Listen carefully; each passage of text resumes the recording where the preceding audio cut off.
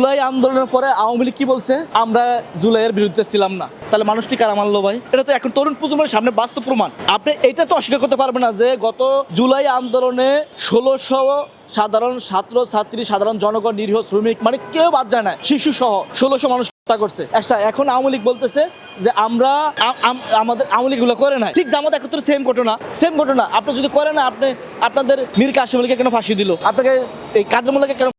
আপনারা তো করেন না, আপনারা তো সুফি সাহেব মানে দেশের খুব জ্ঞানী ব্যক্তি। আপনারা জুলাই আন্দোলনের পরবর্তী সময় হাসিনা পালিয়ে যাওয়ার পরে আপনারা সমস্ত ব্যাংক নিয়মতান্ত্রিক ছাড়াই মানে জোর করে দখল করছেন, সমস্ত বিশ্ববিদ্যালয় দখল করছেন। এখন যখন বিএনপি আপনাদের এগুলোর বিরুদ্ধে যখন অ্যাকশনে যাচ্ছে, তখন আপনি বিএনপিকে খারাপ বলছেন।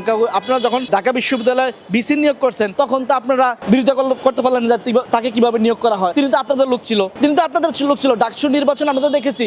আর সাদেক কায়েম কেন্দ্রের ভিতরে আর আবিদ ভাই বাহিরে, এটা তো আপনাদের নিয়ম ছিল। তখন তো আপনার প্রতিবাদটা করলেন না।